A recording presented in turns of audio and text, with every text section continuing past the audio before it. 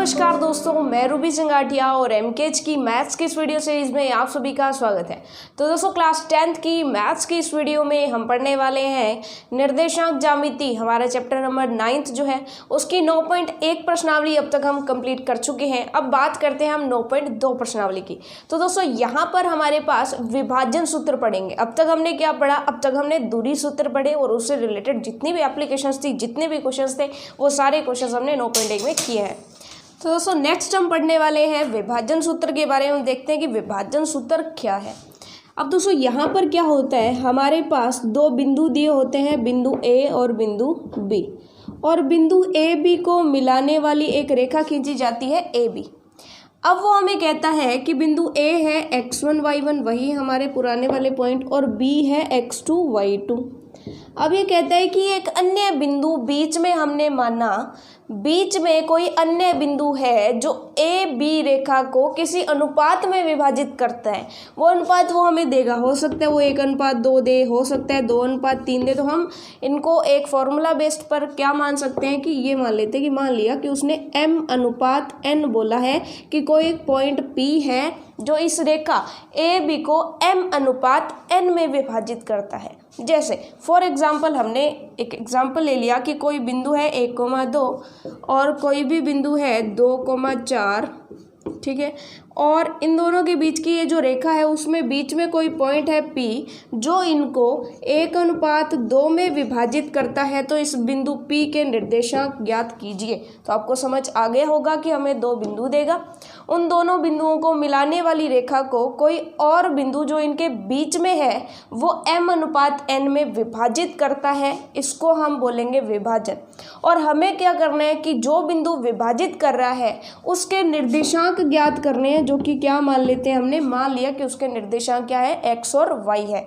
तो इसके लिए फिर हमारे पास फॉर्मूला क्या रहेगा? इसके लिए हमें क्या करना है कि हमें किसकी वैल्यू ज्ञात करनी है, x और y की। तो इस तरह से हम लाइन लगाएंगे, x की वैल्यू क्या होगी और y की वैल्यू क्या होगी, ये हम फाइंड करते हैं। तो इसमें आपको क्या करना है कि अनुपात तो लीजिए आगे वाला, लेकिन अब x में सारे x यूज़ होंगे और y में सारे y आपने यूज़ करने हैं। अब x में आपको क्या करना है कि अगर अनुपात आगे वाला ले रहे हो तो आपको जो x है वो पीछे वाला लेना है, यानी अनुपात आगे वाला, यानी अगर m लिया है तो x पीछे वाला यानी x2 लेना है।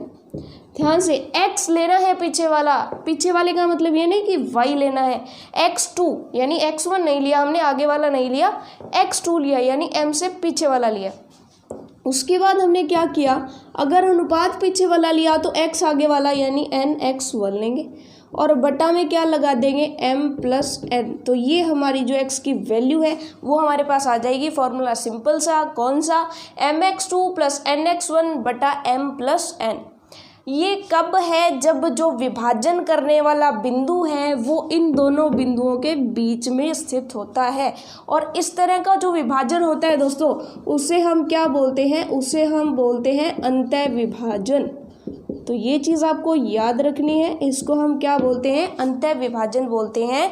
अब इसी तरह से x हो गया, इसी तरह से हम y देखते हैं। y में हम क्या करेंगे, वही सिंपल तरीका, जहाँ पर x2 x1 है वहाँ पर y2 y1 हो जाएगा। बिल्कुल वही तरीका कि y क्या हो जाएगा, अनुपात आगे वाला तो y पीछे वाला यानी my2 प्लस अनुपात पीछे वाला तो y आगे वाला यानी ny1 अपॉन में। अब बटा में क्या लेंगे, हम बटा में लेंगे m+n। चलिए दोस्तों ये चीज़ हमें क्लियर हो गई कि x का हमने क्या फॉर्मूला होगा हमारे पास, mx2 + nx1 अपॉन में m+n, और y का क्या फॉर्मूला हो जाएगा, my2 + ny1 अपॉन में m+n।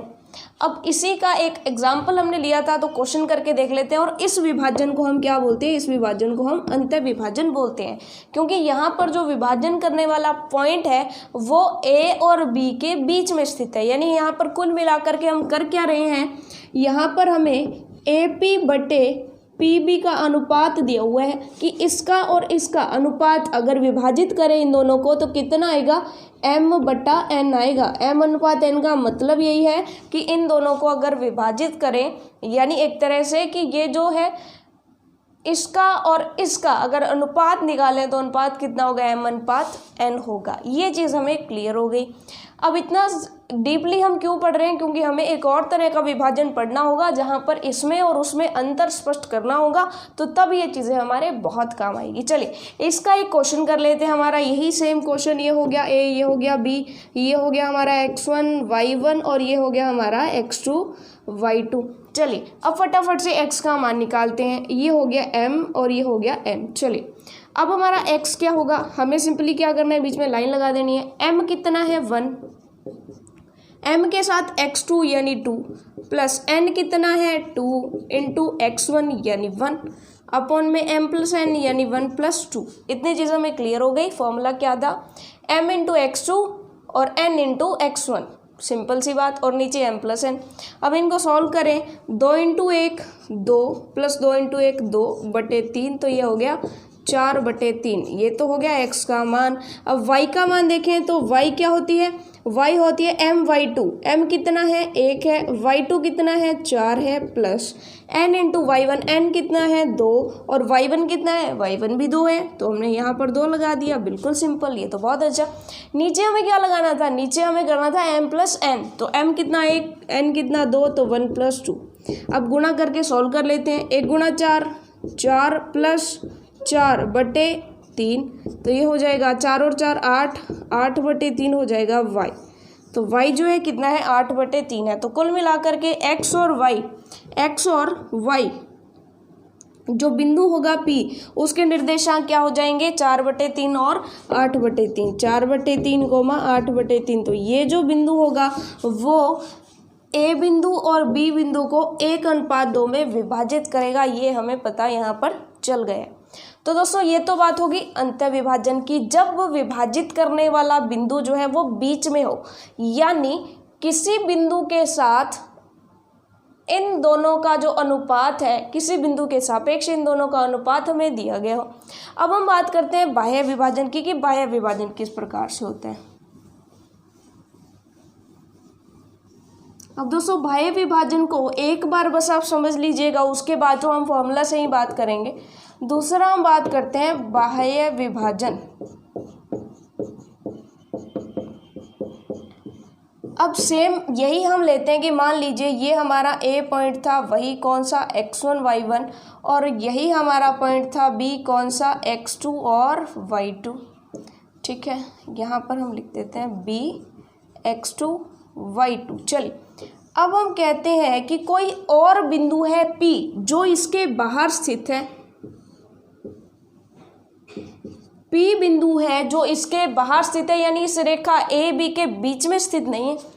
और इस प्रकार से वो हमें कहता है कि अगर हम अनुपात लें, देखिए वहाँ पर किसका अनुपात ले रहे थे, वहाँ पर ले रहे थे AP और PB का, यानी A का P के साथ और फिर B का P के साथ। अगर यहाँ पे भी A और P का और B और P का अनुपात दिया हो आपको, तब भी आप P का जो मान है, यानी P के जो निर्देशांक है, वो आप ज्ञात कर सकते हो। वो कैसे, देखिए अगर आपको वो कहता है कि ये जो है AP और BP का जो अनुपात है, AP बटे BP का जो अनुपात है वो M बटे N है, यानी कि ये बिंदु इस रेखा को M अनुपात N में विभाजित तो करता है, लेकिन किस टाइप से करता है, अंतः विभाजित नहीं, मतलब अंदर नहीं है, बाह्य विभाजन करता है। तो आपको समझ आ गया होगा कि बाह्य विभाजन क्या होता है।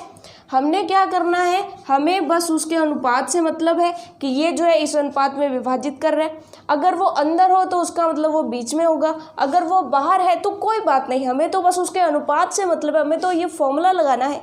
ठीक है, हमें सिर्फ उसके अनुपात से मतलब था। अनुपात हमें मिल गया कि ये जो बिंदु P है ये M अनुपात N में AB को विभाजित करता है। AB को विभाजित करने का जो अनुपात था वो हमें कैसे पता चलता था, इस P से A का और इस P से B से जो दूरियां होती थी उनका अनुपात लेते थे। तो यहाँ पर भी तो वही कर रहे हैं ना, P का A के साथ अनुपात दूरी और P की B से दूरी का अनुपात हमने ले लिया, वो भी M अनुपात N आ गया। तो इस तरीके से इस टाइप का जो विभाजन है जहाँ पर बिंदु उसके अंदर नहीं होता, बाहर हो जाता है, तो इस तरह के, हालांकि ये वैसे तो विभाजन नहीं है, विभाजन करने का मतलब क्या होता है कि वो उसको काट रहे हैं, लेकिन यहाँ पर काट तो नहीं रहा, लेकिन अगर वैसे देखा जाए तो इसको विभाजन मान सकते हैं, इसलिए इसको क्या कहा गया है, यहाँ पर बाह्य विभाजन कहा गया है। तो अगर इस कंडीशन में हमें कह दिया जाए कि इस बिंदु P के निर्देशांक ज्ञात कीजिए, तो हम क्या करेंगे, x और y, और यहाँ पर वही बिल्कुल x क्या होगा और y क्या होगा। तो आपको क्या करना है, अंतः विभाजन में जहाँ यहाँ पर प्लस प्लस था, बाह्य विभाजन में प्लस की जगह माइनस होगा, बाकी फॉर्मूला सेम का सेम रहेगा। तो सिंपल सी बात, बाह्य विभाजन में हम क्या याद रखेंगे, mx2 माइनस nx1 अपॉन में m माइनस n। इसी तरीके से y भी क्या हो जाएगा, my2 माइनस ny1 अपॉन में m माइनस n। तो ये आपको बस याद रखना है। क्या याद रखना है कि यहाँ पर अगर प्लस है तो इसका मतलब वो अंत्य विभाजन है, अगर बाह्य विभाजन बोल दिया तो हम फॉर्मूले में क्या लगा देंगे, माइनस लगा देंगे, और विभाजन चाहे अंत्य हो चाहे बाह्य हो, हम जो बिंदु P है उसके निर्देशांक ज्ञात कर सकते हैं यदि हमें उनका अनुपात पता हो, यानी हमें AP और BP जो दूरियां हैं उनका अनुपात पता हो तो हम इसका मान निकाल सकते हैं। तो ये चीज़ हमें क्लियर हो गई, ठीक है। तो यहाँ पर बाह्य विभाजन का एक क्वेश्चन हम कर लेते हैं, जिससे हमें बाह्य विभाजन का आइडिया हो जाएगा कि हम कैसे, किस तरह का जो है क्वेश्चन आएगा, किस तरह से हम उसका आंसर देंगे। तो चलिए दोस्तों, आपके सामने कोई भी क्वेश्चन आप ले लीजिए, जैसे फॉर एग्जांपल, जी हाँ, हम एक क्वेश्चन ले लेते हैं जिसमें हमें दिया गया है कि दो बिंदु है, एक बिंदु है हमारे पास -4,4 और दूसरा बिंदु है आपके पास 7,2।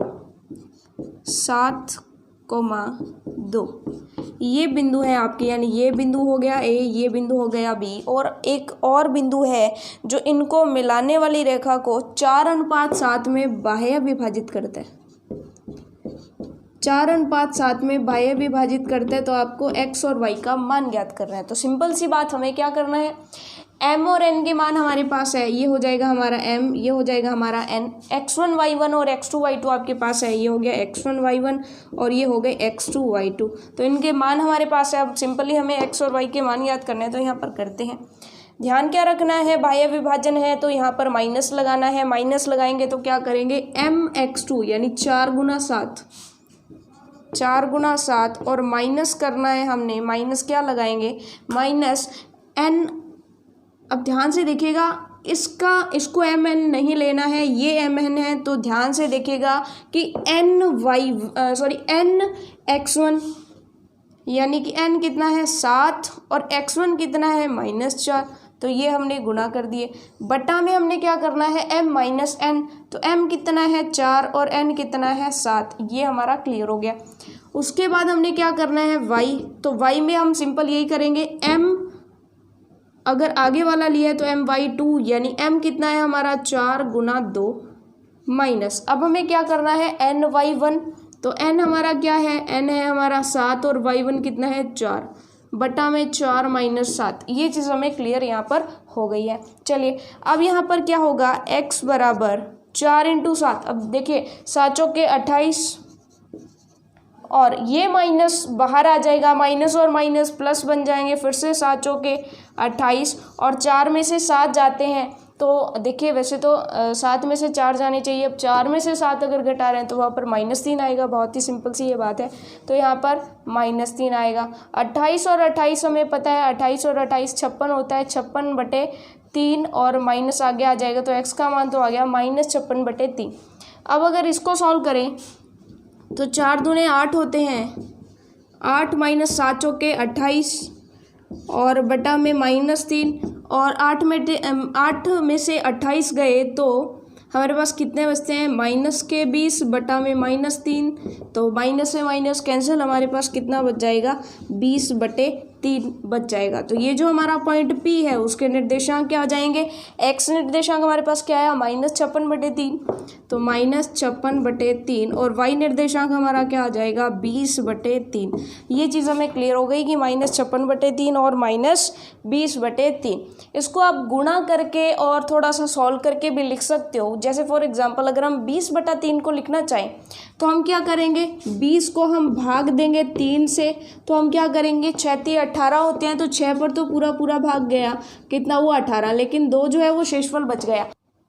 तो यहाँ पर जब भाग दिया तो शेषफल कितना आ गया 2 आ गया। तो हम 20/3 को इस तरह से लिख सकते हैं कि 6 सही 2/3, यानी अगर 3 को 6 से गुणा करें तो 6 × 18, 18 + 2 क्या हो जाएगा 20 हो जाएगा। तो हमने ये सीखा है कि अगर इस तरह से कोई संख्या हो इसको हम इस तरीके से भी लिख सकते हैं। कैसे लिखा कैसे जाता है उसकी प्रैक्टिस आपको होगी, अपनी छोटी कक्षाओं में करके आए हैं कि इस तरह से हम भाग देते हैं, जो भाजक और भागफल होता है उसको इस तरह से अरेंज करके हम रखते हैं और शेषफल को हम ऊपर रख देते हैं। तो ये आपको आता होगा। अगर आपको नहीं आता तो बेसिक मैथ्स की क्लासेस हम अपनी वीडियो सीरीज एक चलाने वाले हैं, वहाँ पर आप ये सब चीज़ें सीखेगा। चलिए उसी तरीके से अगर हम -56/3 को लिखना चाहें तो -56 को यहाँ पर इसको रब कर देते हैं कि 56 को आप सिंपली भाग दीजिए 3 से, तो सिंपली पहले तो 1 पर जाएगा, कितने बचेंगे 26, और उसके बाद हमें पता है कि 8 × 24 होते हैं,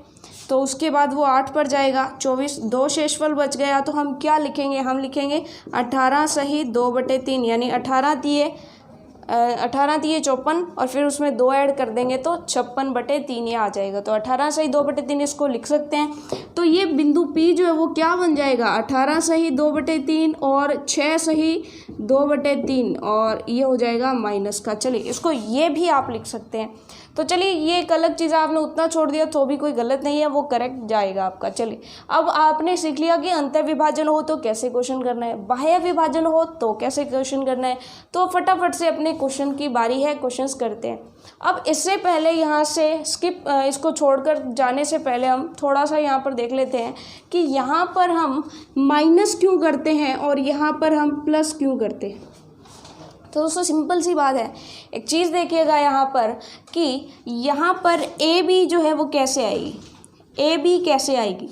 अब सिंपल सी बात है कि जब हम ए पी में से बी पी घटाएंगे तभी हमारी ए बी आएगी, यानी A P minus B P करें तब हमारी क्या आएगी ए बी आएगी। लेकिन यहाँ पर क्या होगा, यहाँ पर A P plus P B करें तब हमारी ए बी आएगी, यानी हमें क्या करना पड़ेगा, इन दोनों के अनुपात जो होगा उसको गुणा करके या कैसे भी करके जो भी हम करें उनको जोड़ना पड़ेगा, तब बीच में जो है हमारा ए बी आएगा। यानी इनके अनुपातों का जो भी उनके हिस्से बनेंगे उनको जब हम जोड़ेंगे तब पूरी रेखा बनेगी। यहाँ पर क्या होगा, जब जो उनके हिस्से हैं उनको जब घटाया जाएगा तब हमारी रेखा बनेगी। इसका मतलब यहाँ पे तो हम जब बाह्य विभाजन करते हैं वहाँ पर तो माइनस करते हैं, लेकिन जब अंतर विभाजन करते हैं तब वहाँ पर m + n आता है। तो ये आपको याद रखना है।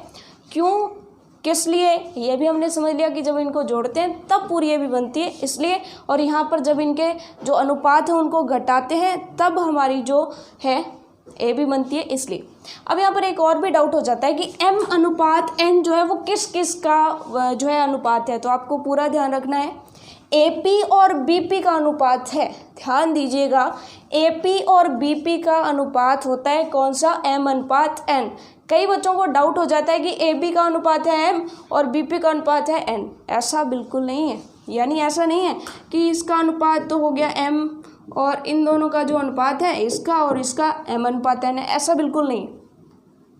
इस पूरे का अनुपात है m और इस छोटे से का अनुपात है n, तभी तो हम m में से n का अनुपात माइनस करेंगे तो ये वाला हिस्सा अनुपातिक रूप से आएगा। तो ये चीज़ आपको थोड़ा सा समझ के रखिएगा, आप आगे आगे क्वेश्चंस में ये चीज़ें यूज़ होंगी, कैसे यूज़ होंगी, कहाँ यूज़ होंगी, हम जैसे जैसे क्वेश्चन करते जाएंगे आपको समझ आती जाएगी। तो चलिए फर्स्ट क्वेश्चन इसका करते हैं, प्रश्नावली 9.2 का। तो चलिए दोस्तों, प्रश्नावली 9.2 जो है उसका फर्स्ट क्वेश्चन और सेकंड क्वेश्चन हमने वैसे ड्रॉ कर दी है। वैसे आप सुन लीजिए, क्योंकि इसकी थ्योरी जो है वो काफ़ी बड़ी है, तो यहाँ पर क्योंकि क्वेश्चन का आंसर बहुत छोटा है लेकिन थ्योरी बहुत बड़ी है, तो उसको यहाँ पर लिखना पॉसिबल नहीं है। तो आप सुन लीजिए, उस बिंदु के निर्देशांक ज्ञात कीजिए जो बिंदु 3,5 तथा 7,9 को मिलाने वाले रेखाखंड को 2:3 में विभाजित करते हैं। तो आपको क्वेश्चन समझ आ गया कि कोई बिंदु है ए और बी, उनको मिलाने वाला एक रेखाखंड हो गया ए बी, उसको कोई एक बिंदु क्या करता है, विभाजित करता है। किस अनुपात में? 2:3 में विभाजित करता है। अब हम क्या लिखेंगे, देखिए क्वेश्चन करने का तरीका भी आपको यहाँ से सीखना है। तो हम यहाँ पर सबसे पहले डालेंगे सॉल्यूशन, फिर हम क्या कहेंगे, देखिए वो सेकंड क्वेश्चन है, हम पहले फर्स्ट क्वेश्चन को सॉल्व करते हैं। तो फर्स्ट क्वेश्चन में हम पहले सॉल्यूशन डालेंगे। हम क्या कहेंगे कि माना बिंदु P जिसके निर्देशांक है x और y, रेखाखंड AB को 2:3 में विभाजित कर, यानी हमने ये मान लिया विभाजित करता है कि ये है हमारा बिंदु P जिसके निर्देशांक है x, y, और ये हमारी जो रेखाखंड है इसको 2:3 में विभाजित करता है। तो अब हम x और y के मान कैसे ज्ञात करेंगे? x और y के मान के लिए हम क्या करेंगे, वही विभाजन सूत्र लगाएंगे। विभाजन सूत्र के लिए इसको हम m मानेंगे, इसको n मानेंगे, इसको x1 y1 मानेंगे, इनको x2 y2 मानेंगे। देखिए आपको एग्जाम में ये लिख करके नहीं आना है, ये हमारा रफ वर्क है, हम अभी करना सीख रहे हैं। जैसे जैसे आपकी प्रैक्टिस हो जाएगी फिर तो आपको x2 y2 लिखने की ज़रूरत ही नहीं पड़ेगी। चलिए अब हम x का मान निकालते हैं। तो x हमारा क्या होता है, mx2 प्लस nx1 अपॉन में m प्लस n। क्यों? क्योंकि हमें यहाँ पर दिया है कि अनुपात में अंतर विभाजित करता है, तो अंतर विभाजित करता है मतलब बीच में है, इसका मतलब यहाँ पर क्या आएगा, प्लस आएगा। उसके बाद y क्या हो जाएगा, y same my2 plus ny1 upon में m प्लस n। अब इनके मान ही तो रखने हैं ना।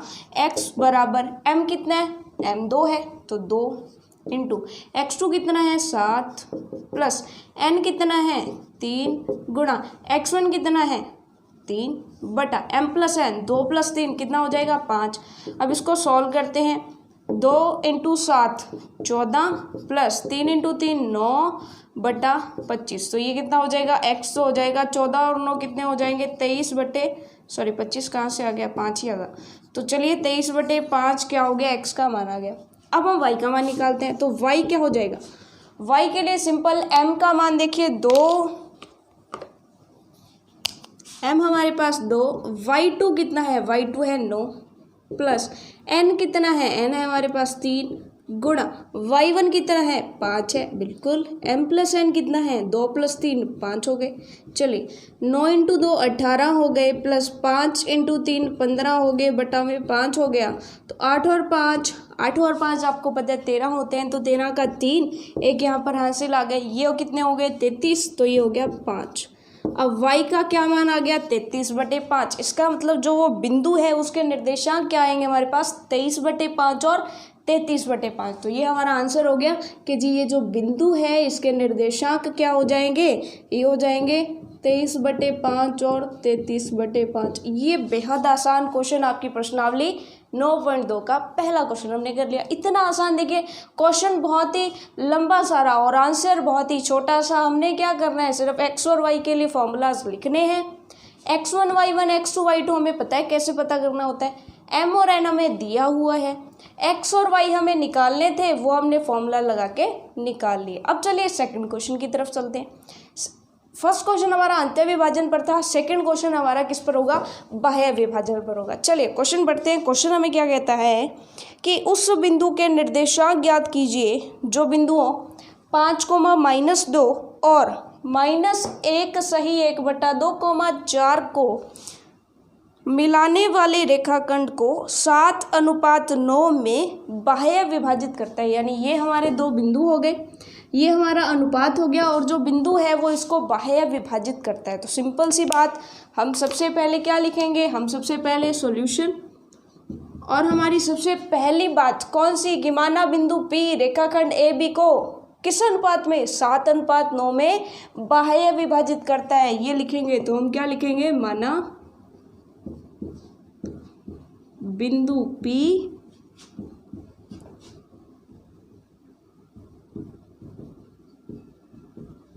रेखाखंड AB को 7:9 में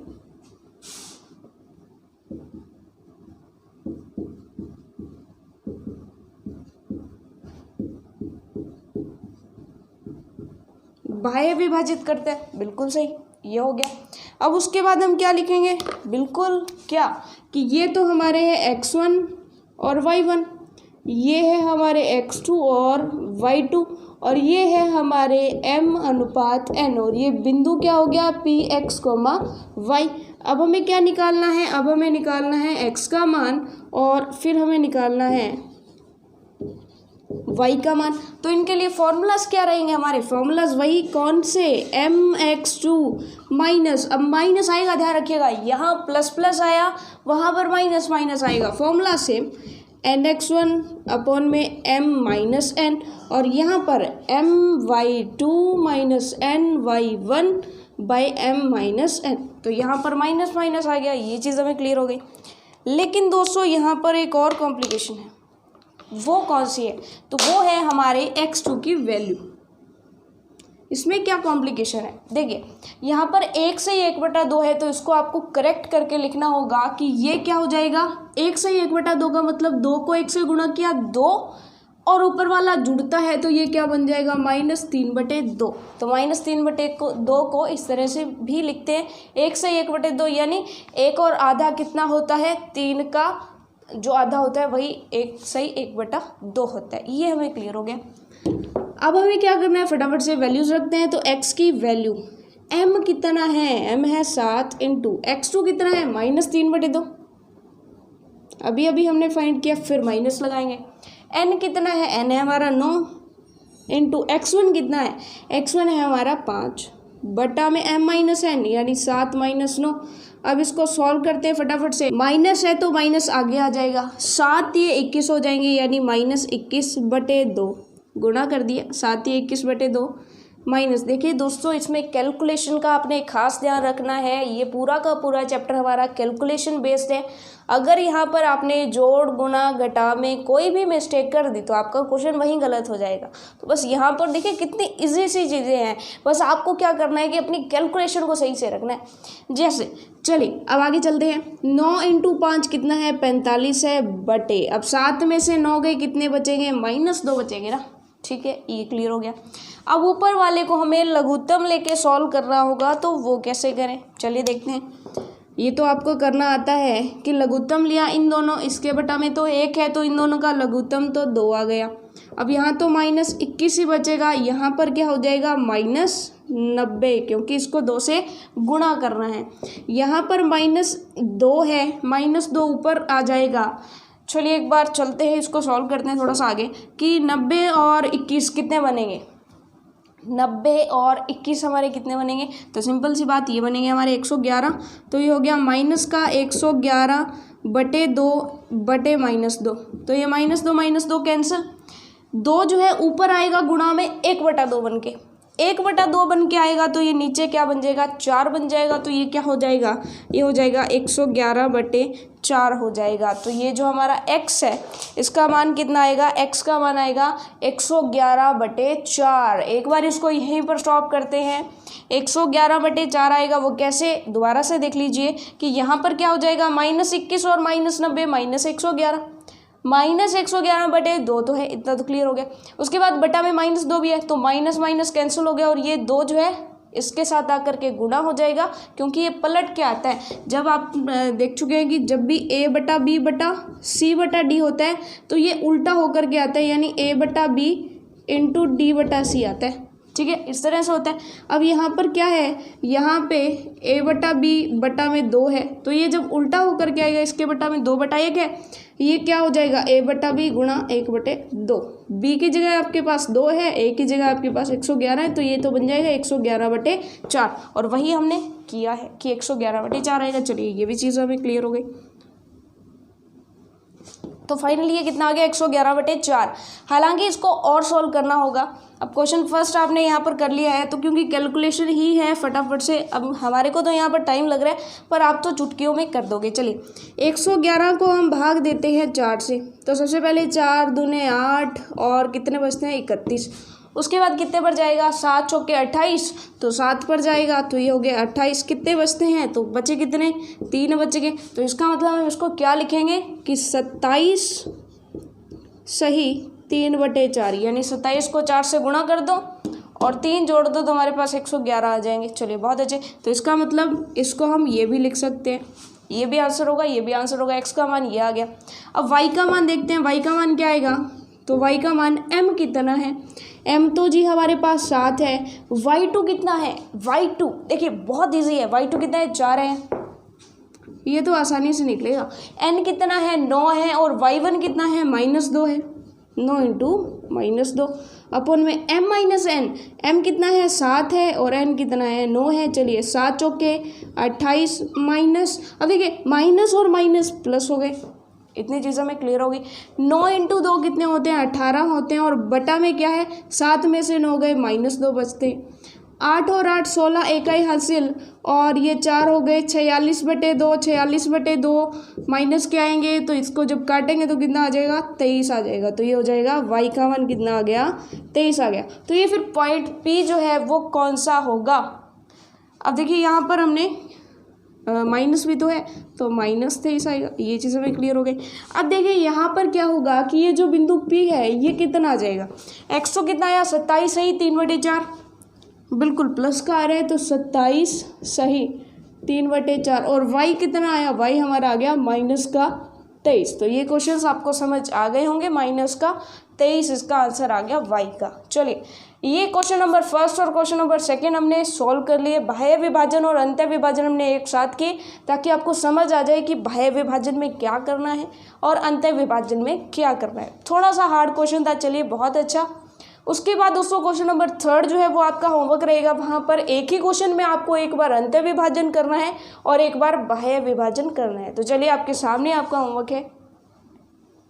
तो चलिए दोस्तों क्वेश्चन नंबर थर्ड जो है आपका वो आपकी स्क्रीन पर है, फटाफट से आप नोट कर लीजिए। ये आपका होमवर्क है। क्वेश्चन नंबर थर्ड, सिद्ध कीजिए कि मूल बिंदु O बिंदुओं A 1,-3 और बिंदु B -3,9 को मिलाने वाले रेखाखंड को 1:3 में के अनुपात में अंतः विभाजित करता है। बाह्य विभाजन करने वाले बिंदुओं के निर्देशांक ज्ञात कीजिए। यानी जो अंतः विभाजित करता है उस बिंदु के निर्देशांक आपने ज्ञात करने हैं। चले वो तो करना ही नहीं है, वो तो इसने दे रखा है कि मूल बिंदु जो है वो अंतः विभाजित करता है। इसी तरीके से वो कह रहा है कि जो बाह्य विभाजित करते हैं, कौन से 1:3 में जो बाह्य विभाजित करते हैं उसके जो है आपने निकालने हैं कि वो कौन से बिंदु होंगे। तो आप निकाल लीजिएगा। इनमें इसमें भी सिर्फ बाह्य विभाजन ही कर रहे हैं। चलिए ये तो बहुत आसान हो गया। उसके बाद दोस्तों हम जानते हैं मध्य बिंदु का कंसेप्ट। फिर आपका जो क्वेश्चन नंबर फोर्थ है वो भी हम होमवर्क देंगे आपको, तो आपको वो भी होमवर्क में करना होगा। तो चलिए मध्य बिंदु का कंसेप्ट जानते हैं। तो दोस्तों सिंपल सी बात है कि मान लीजिए कि हमारे पास ये बिंदु A है और ये है बिंदु B, ये है x1 y1 और ये है x2 y2 बिंदु B। अब इनका कोई मध्य बिंदु ले लिया जाए P। मध्य बिंदु क्या होता है कि जो इन दोनों को बिल्कुल बीच में से विभाजित करे, यानी बिल्कुल मध्य में हो, यानी बराबर भागों में विभाजित करे। जब बराबर भागों में विभाजित करेगा तो इनका अनुपात क्या हो जाएगा 1:1 हो जाएगा। सिंपल सी बात कि 1:1 में जो विभाजित करेगा वही तो मध्य बिंदु होगा। तो ये चीज़ हमें क्लियर हो गई कि P जो है इसका मध्य बिंदु कब होगा, जब वो इसको 1:1 में विभाजित करता है। यानी आधा भाग इसको दिया, आधा भाग इसको दिया, यानी अगर 2 हिस्से किए तो एक हिस्सा इसको दिया, एक हिस्सा इसको दिया, यही तो अनुपात कहता है हमें। चलिए ये चीज़ क्लियर होगी। अब हमें क्या करना है कि अगर इनको m और n मान करके x और y के मान ज्ञात करने, क्योंकि हमें तो मध्य बिंदु के निर्देशांक ज्ञात करने हैं। तो चलिए करते हैं। x क्या हो जाएगा mx2, 1 से गुणा किया तो कोई फर्क नहीं पड़ा x2 प्लस nx1, अब n से भी गुणा किया तो भी कोई फर्क नहीं पड़ा क्योंकि n भी क्या है 1 है, बटा में m + n यानी 2। ये सिर्फ अंतः विभाजन की बात हो रही है क्योंकि मध्य बिंदु तो सिर्फ मध्य में होगा, यानी अंत्य विभाजित ही करेगा। y जो है वो क्या हो जाएगा, m तो 1 है, my2 यानी y2 प्लस ny1 अपॉन में m प्लस n यानी 2। इसका मतलब अगर मध्य बिंदु ज्ञात करना है तो आपको क्या करना है, x1 x2 को जोड़िए और 2 से भाग दे दीजिए, y1 y2 को जोड़िए और 2 से भाग दे दीजिए, तो इसका मध्य बिंदु आपको मिल जाएगा। तो आपका क्वेश्चन नंबर 4 देखिए आपको क्या कहता है, वो कहता है कि 22,20, एक तो बिंदु है आपका 22,20 ए बिंदु मान लिया, और दूसरा बिंदु है आपका वो कहता है 0,16। अब वो कहते हैं कि इनको मिलाने वाला जो रेखाखंड है उसका मध्य बिंदु ज्ञात कीजिए। तो आप लैंग्वेज बना करके आप लिखिएगा, यहाँ पर x और y करें तो हम x तो क्या करेंगे, दोनों के x जोड़ें और 2 से भाग दे दें।